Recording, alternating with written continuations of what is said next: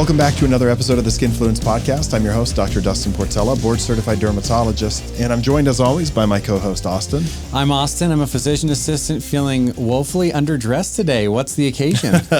So our listeners may have remembered the episode we put out a couple of weeks ago where we were talking about changes that are upcoming to CMS, to Medicare, how that will drastically impact the way that our seniors get care and how that'll probably trickle down to the general population.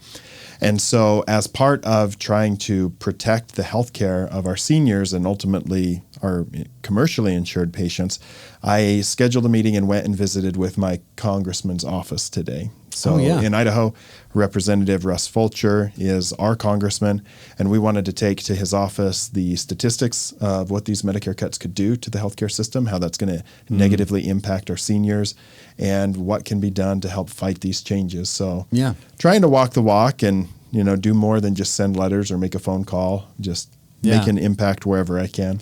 That's awesome. It's great that you're so involved and you're an advocate for your patients and speaks to the quality medicine that you provide. So try to. Yeah, definitely try to. That's awesome.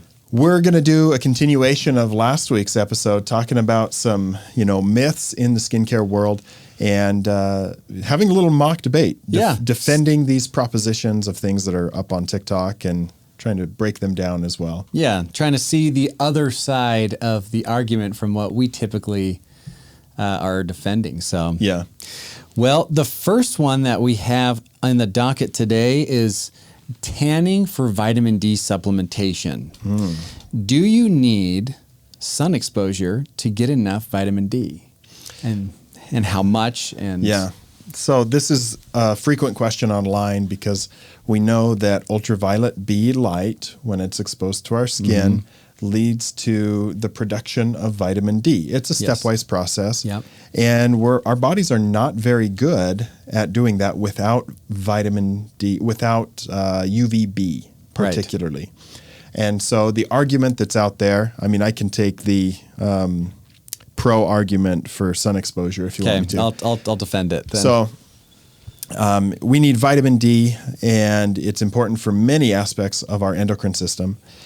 Our bodies have evolved to get sunlight and to convert that into vitamin D. And when we use sunscreen, then it blocks UVB primarily. And then our body doesn't get enough vitamin D. So we should not wear sunscreen is the argument. And we should get more intentional sun exposure. Well, I think the question isn't about whether our skin makes vitamin D, because we know it does. So you're going to win that debate on whether it does or doesn't. But the question then becomes, how much UV do you need to actually boost vitamin D levels? Is it necessary for every single person to be spending time outside because are they deficient in vitamin D? And then the last thing is, what are the risks of exposing skin? Now, with our patients especially, we know the American Academy of Dermatology has come out and said there's no known limit or amount of vitamin D that we can find that you need to create, UV to create vitamin D. So what they're trying to say is people are going to go outside and spend time outside. Though it's difficult to test the amount of UV you need because we all absorb UV a little bit differently. We all have different skin types, and so depending on the skin type, you're going to be the UV is going to take more effect or not in your skin. And so going outside naked and exposing especially parts of your skin that don't typically see sun is going to put them at higher risk for UVB, which causes burns, which leads to eventually skin cancer if you're burning over and over again. So the defense is, how much how much do you need? How much does every person need? And that's hard to test. And so people who don't know are just going to go outside and put themselves at unnecessary risk. I can understand that point, and I think it's important to know that UVB doesn't reach all areas of the earth equally, even on a sunny day. And so particularly in the winter months, and you're at a northern latitude in the United States, you can still get enough UV exposure to burn the skin, but it's not enough to create that conversion of vitamin D. And so you can be doing damage without actually getting any of the benefits. Right. And so the altitude that you live at, the latitude, longitude that you live at, that all plays a role, your skin tone, as you mentioned.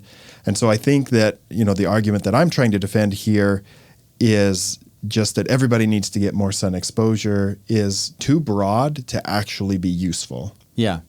It's different for every person, and how many people are actually getting tested to see if they're vitamin D deficient. So they're thinking, I need to go outside and spend more time outside, but their vitamin D levels are perfectly normal. Right. And so there's no need for them to worry about, I need to go outside and get that extra UV. Now, there are professions like ours where we spend a lot of time indoors. There's a lot of people who they have conditions that make them sensitive to the sun. They can't spend any time outside. And so having vitamin D levels checked is good. And there are ways to supplement without having to go outside and risk sun. Although I do recommend spending a little bit of time outside, going on walks, smelling fresh air, seeing, grass and green and listening to nature is good for our overall health. And so you're going to get some sun at that time. Yeah. And even you'll get some exposure to UV with sunscreen on. Yeah. There was a study, and I should have pulled the reference, but I didn't. But they were even measuring vitamin D levels in people in Hawaii who surfed frequently. Oh, yeah. And some of them were low despite being in the sun frequently because they got so tan that it was blocking, a lot of the UVB. And so the argument is that, oral supplementation can be a great way. When there was a rickets crisis in the United States, so rickets is a condition of soft bones that primarily happened in African American kids.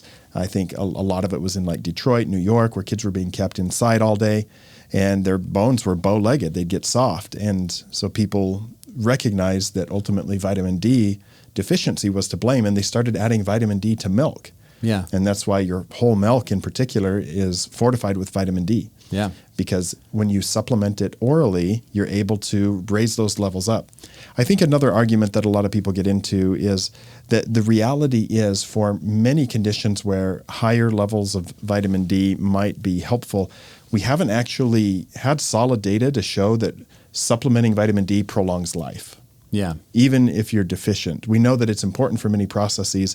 And I think this is an argument that people in the anti-sunscreen crowd use to show like, well, you can orally supplement it, but it doesn't extend lifespan. Sure. And that's true, but I don't know that we really have data to say getting more sun, exposure significantly changes lifespan, because the studies, particularly the Swedish study that a lot of people like to cite, had so many confounding factors. So they like to say, people who got more sunlight lived longer. But if you look at the cohorts, they were less likely to be smokers. They were less likely to have other medical conditions. The people that got outside and got sunlight were also just more physically active. Sure. And people like to cite that study, but there's enough confounding factors that it's not a clear picture that vitamin D from the sun also extends lifespan independent of other factors. Yeah. So to create a good study, you need a good representative sample of all types of people who could be affected, and if it's selective with a certain type, then it's going to be skewed. And it's hard to isolate some of those variables because being outside and getting sun also generally coincides with a lower smoking rate and more physical activity, which lowers the blood pressure, things like that. So totally. So overall, I'm going to stick with this as a myth. I think you win this one, Austin. That yes, we make vitamin D from UVB exposure, but it increases the risk of skin cancer. It certainly will age you faster, and the risks and the benefits need to be weighed on a case-by-case basis. But a blanket recommendation of don't use sunscreen, get more sun exposure is not applicable to all people. Not applicable to all people, and especially don't use tanning beds. Yeah. That's just one way that I hear the argument all the time. And I have patients who come in and they say, I just feel better. I know it's good. And I'm like, I get that you feel better. It feels good to sit in a warm bed. Yeah. 100%. But the risks that it's posing is just so negative that it's not worth it. So really, really a downside. And I think that there's something to be said for the full spectrum of sunlight versus the UVA that you get in a tanning bed. Yeah. infrared, so many other wavelengths of light that might be beneficial, that are beneficial to us. And you don't get those in a tanning bed, and you probably get more health benefits from full spectrum sunlight. It just has to be done carefully. Yeah. There was a study I heard about where they subjected mice to red light therapy before exposing them to UV. And then they had another cohort of mice that they just exposed to UV. And the mice that were exposed to red light therapy prior to UV had an increased ability to repair damage from the UV. Really? And so it kind of mimics what you get. Like if you go outside in the early morning as the sun's coming up, you're not getting a lot of UV, but you're getting more of those long red wavelengths. Yes, that's true. Your body feels the heat of the sun, that warmth, and it's almost like it primes your skin for UV exposure by telling it like, hey, we got to wake up, start doing our job. The sun is coming. Yep. And so for that office worker in, Minneapolis that takes a trip to Cabo and walks on the beach and gets blasted when their skin hasn't been prepared properly to get UV, that's when they get terrible burns. But there's something to be said for that full spectrum light that helps get those repair processes going and primed so that the sun causes less damage. And that's why I think full spectrum light is healthier than tanning beds. Yeah. That's an interesting perspective. Yeah. There's a lot of things like that I'm learning where your early morning sun prepares you for higher UV and protects you. Certain foods during certain times of the year, for example, tomatoes, they're ripe in the summertime and they help us produce pigment in our skin, which protects us from sun, and they're ripe in the summer. It's just all these different little things that are kind of funny that work in our favor. So the second myth that we're going to tackle today is that people with oily skin don't need a moisturizer. Oh yeah. I'll take the prosecution on this one. Okay. So if your skin is oily, it's producing its own moisturizer. So you don't need to put more moisturizer on top. And as a matter of fact, if you do that, you're just going to have more oily skin.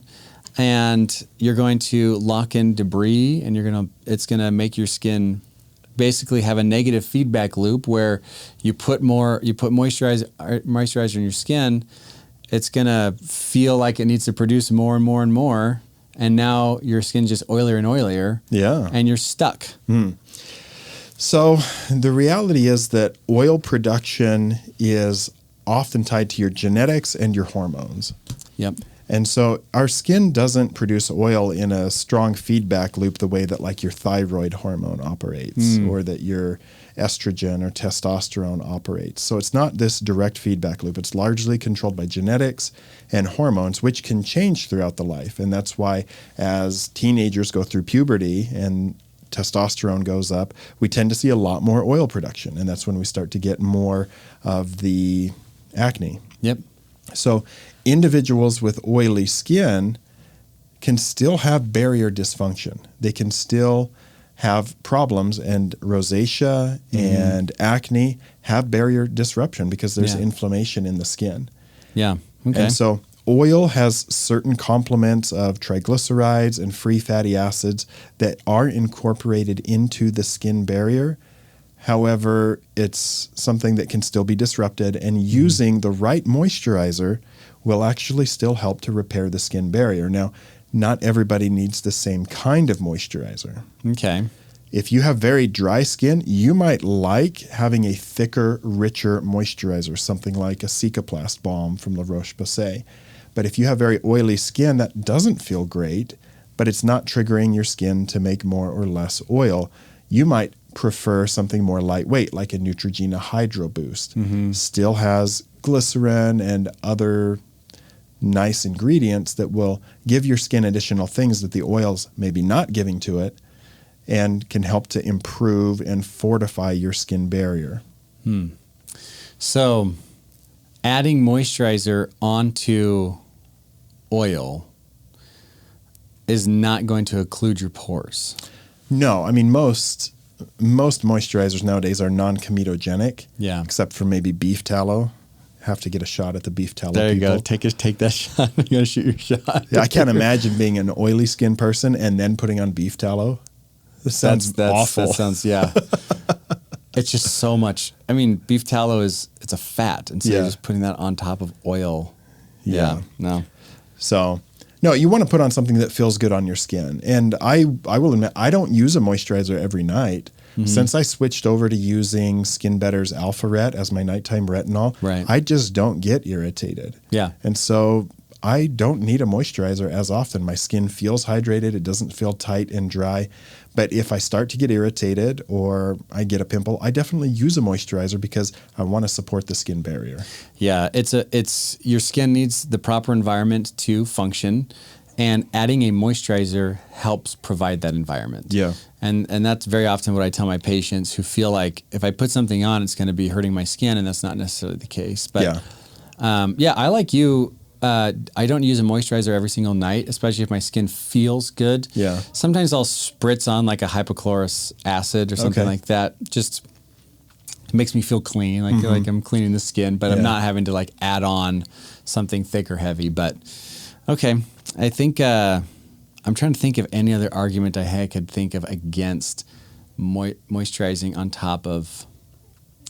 So what if you have something like seborrhea, like seborrheic dermatitis on the face? Yeah.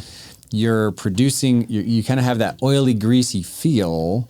Is adding a moisturizer on that something that we should be careful about, or would that be okay? I still think it's okay. Anytime you have a dermatitis, whether that's rosacea, seborrheic dermatitis, atopic dermatitis, there's barrier dysfunction. Now, seborrheic dermatitis in particular is connected to a type of yeast that live on the skin, and that yeast feeds off of oil. Yeah. And so you want to use probably a more lightweight moisturizer. You don't want to use something that's oil-based. Sure. You certainly don't want to be putting coconut oil or olive oil on your skin because that's really going to make the yeast explode. It's going to happen. You may not feel like using a thick, rich cream, but something that's lightweight that helps to repair the skin barrier dysfunction is still going to be helpful for you. But it's not a one-size-fits-all approach. Okay. And that makes sense to me. I don't think I have any more defense for the myth that you don't need moisturizer. Yeah. Okay, I win this one. You won. You got it. 1 for 1. Or 1 versus 1. You won the first one, I won the second one. So, okay, well, I've got kind of a fun did you know? Let's transition into some fun medical studies. Yeah. I found it's a study that was on the National Institute of Health. It's a one-person, and it wasn't really a study. It's more of a case report that I thought was kind of interesting. There was a farmer who had been to the hospital many times because of irregular heart palpitations, and no matter what they tried, and they were at the point now where they were considering putting in a defibrillator, and to try to help stimulate or reset his heart when his arrhythmias got too bad, because it would get so bad he couldn't breathe, he's out of breath, he's just lightheaded and just needed to go to the ER. Yeah. And he was a farmer, and he walked accidentally into a poorly grounded electric cattle fence. Oh. And it sent 10,000 volts through his entire body, which could kill you. Yeah. But instead of killing him, the massive jolt functioned exactly like a hospital defibrillator and reset his heart. And when he went in for his pre-op to get the defibrillator, they found perfect sinus rhythm. Wow. And he never had to have the defibrillator put in. According to, this was in 2023, so... That's remarkable. Yeah. I thought you were going for another digital rectal exam case there. You know, I love the digital rectal exam stories.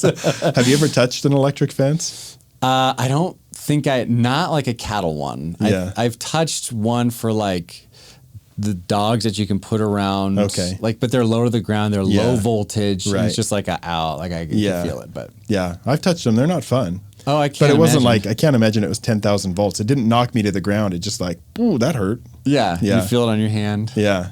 Yeah. It's it's cited 10,000 volts, which I think the doctors may have been surprised he wasn't dead. Right. But yeah. Never pee on an electric fence. Oh, I've never done that, but that's, advice that you might get if you grow up in the country. Yeah. I think that's good advice. I can just remember watching Jurassic Park thinking, Those electric fences did nothing. Yeah. The dinosaurs all got out. Yeah. So, all right. Well, the one that I've got reminds me of a podcast that's really popular right now called the Telepathy Tapes. Oh, yeah. I love the telepathy tapes. Let me pull this up again. So this case is titled A Difficult Case, Diagnosis Made by Hallucinatory Voices. Okay. Oh, wow. Yeah. Okay. I'm interested to where this is going to go. So in 1984, a woman that was living in Great Britain, Okay. she had a fairly normal life, lived through World War II. She began to hear hallucinatory voices telling her to have a brain scan for a tumor. The prediction ended up being true. She was operated on and had an uneventful recovery. No kidding. Yes. So this lady had always enjoyed good health. She rarely had to go to the doctor. Her children had been in good health. And in the winter of 1984, she was at home and she heard a distinct voice inside her head. And that voice said, "Please don't be afraid. I know this must be shocking for you to hear this, to hear me speaking to you like this, but this is the easiest way that I could think of. My friend and I used to work at the Children's Hospital, and we'd like to help you." Oh, my gosh. So it wasn't just like a thought like, I should have a brain scan. It like somebody started talking to her, like full-on Like hallucination. someone from the afterlife. That's almost what it seemed like, yeah. It's like- They told her, to help you see that we're sincere, we would like you to check out the following. And apparently they gave her 3 separate pieces of information that she did not know these things at the time. She was able to verify that these things were true. And then ultimately the voices told her that she should go to the hospital and request a brain scan because she had a brain tumor. And because she had verified that the other things these voices had told her were true, she ended up doing this. And it was discovered that she had a 2.5 centimeter mass growing in her brain. Wow. They were able to remove it, and she lived an uneventful life following that. That's wild. Yeah. So, yeah, when I first heard that, I thought like, oh, you just hallucinate, like, get a scan. But no, they were like a completely different person. Like a being saying, yeah, hey, I know this is weird, but go get a brain scan. Yeah. That's trippy. Yeah. I wonder if she had any other hallucinatory events after that. That's a good question. Yeah. Or they were just like, hey, go get a scan. Yeah. So she saw her GP, who gave her a referral to a psych clinic first. Yeah, for sure. And they diagnosed her with functional hallucinatory psychosis. Okay, so no schizophrenia. No. Because it sounds like there are multiple people talking to her about this. Yeah. And a friend of hers. They recommended treating her with thioradazine, an antipsychotic medication. The voices disappeared. She went on vacation. The voices came back, telling her she needed to go home immediately for medical treatment. She continued hearing the voices when she got home, and she ultimately got that CT scan. And they found a tumor. Could you imagine what's going through her brain when she's like, gets the diagnosis back, and she's like, oh my gosh. Right. Pretty crazy. I'd be thinking I have like a superpower or something at this point. I've been like, hey, can you guys come back and give me the lottery numbers? Yeah, exactly. I'm like, what else do you guys know? Yeah. Tell me the future here. Yeah. I can make a lot of money off of this. That's wild. That's kind of interesting. Yeah, it's pretty crazy. So I really enjoy finding these like random medical studies. Oh, they're fun. Yeah. All right, well let's wrap this up with our final myth, and that is sunscreen contouring. Have you heard of this one? I've heard a little bit of it. Yeah. I haven't really seen too much of it, but it has been something that's come across. I have AI send me once a week like trending things on the internet, and it mentioned this, and I was like, hey, sun contouring. I was like, I didn't look into it until recently. So essentially the idea here is that you use sunscreen only on certain parts of your face. Yes. Or you use different types of sunscreen on different parts of your face. Gotcha. So just like women might contour to give them a more defined jawline or accentuate the cheekbones, so they'll do color down here and different color up here. They'll use sunscreen. I think Gwyneth Paltrow even did this on an Instagram post where she only put sunscreen in a certain area so that she would get darker in an area on her face and lighter on a different area, so that you don't need makeup, but you have natural color contour on your face.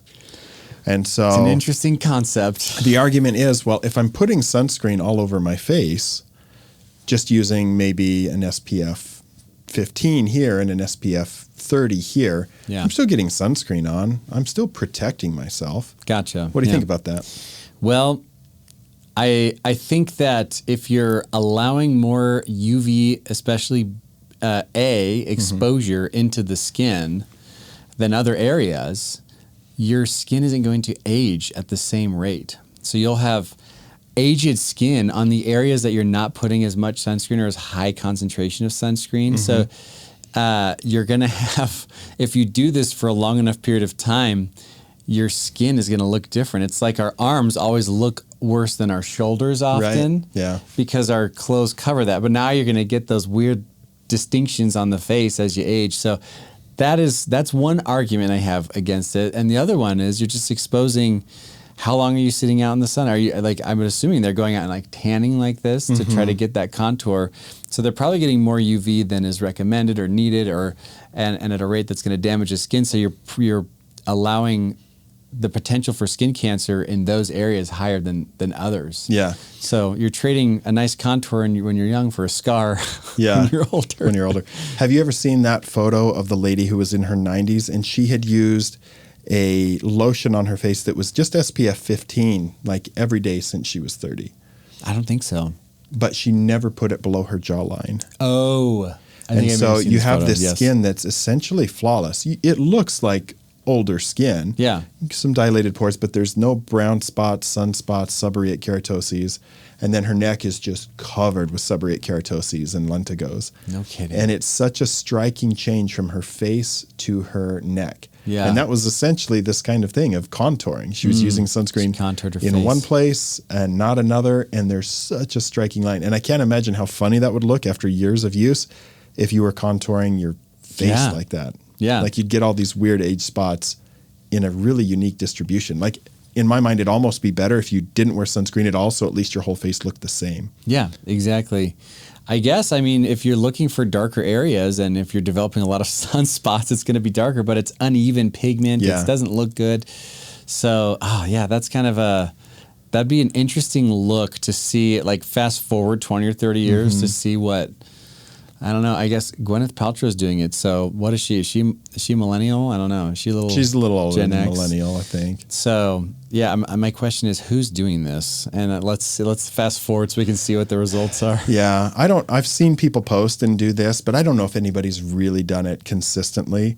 And again, like you said, you can't control how your skin is going to respond to sun damage over time. Yeah, totally. People get giant SKs in some areas and not in others. And so it's not like you're going to get even tone over the area in the long term. And so you're much better off to just use makeup, use some bronzer, or just protect your skin. Yeah, I agree. I don't think there's a great argument for this. And then if it just so happens you burn, you're going to have a real distinct line because like we've talked about before, with burns, it'll often kind of dump pigment deeper into the skin afterwards because of that inflammation. Now you have a really distinct line that you're going to have to use makeup to try to blend and cover up anyway. Right, so, that's kind of, it's an interesting thought process. See, when I was growing up, I'd have girls do like a little dolphin or something on their abdomen, like a little star just design. above the bikini line. Yeah. But we're taking it to the next level with facial contouring. Yeah. Yeah, a friend of mine went golfing. We went and did 18 holes and, put sunscreen on his face, but not like on his forehead. And he ended up wearing his hat backwards all day. Oh, yeah. And it was a snap cap. And so he had that kind of oval square right in the middle of his forehead that burned. And so he had a sharp line from where the hat was. and then this like rectangular spot that was bright red right in the middle of his forehead. He sent me a picture, and he's like, I forgot to put sunscreen on my head, and I wore my hat backwards. That's rough. Yeah, it looked funny. And then it tanned, it got darker, and it took a while to fade. Yeah, so now he's like, I got to wear a hat every day. Yeah, he's good. Like, I'm going to wear it the right way. I'm going to put sunscreen on. So hopefully, if you're doing this, it's a mistake you just make once, and then you learn. Yeah. It's fun looking at these different things that people are trying, and then just realizing I can see how they can feel appealing, not putting moisturizer on oily skin, trying to contour the face, these myths that we talk, or getting vitamin D. But at the end of the day, there's a safe way to do these, and it almost never involves getting more sun. Right. Hope you guys have enjoyed these, and give us some feedback if you like the medical study. Shoot us a message on Instagram if you'd like to see more of that, or give us your suggestions for topic ideas. We'd love to hear your feedback at skinfluence_pod on Instagram. Our product of the week this week is we have 2 products from Dean Skincare, the same products that we share with our patients in the office. The first is our vitamin C. It's the Active CE. This is a great vitamin C serum, stabilized vitamin C, green tea polyphenols. So this is going to go on in the morning before your sunscreen. And then we've got the All Trans Retinol to use at nighttime. This is the 5X retinol. This is a great starter retinol. Yep. That Not too irritating. Yep. I've had patients get really excellent results from.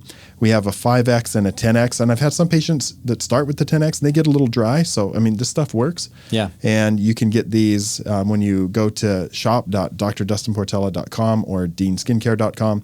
You'll be able to shop these. Generally, there's discounts available for first-time buyers. So go check those out. It's a great way to support the podcast and to support the work that we do philanthropically in our community by providing free dermatology care in the mobile clinic. Yeah, it's awesome. And I like the vitamin C is some of them smell bad. This one doesn't. Yeah. So leave us a 5-star review wherever you listen to podcasts. Remember, none of this is medical advice, just for your education and entertainment. I'm Dr. Dustin Portela. And I'm Austin Lee, and we'll see you on the next one.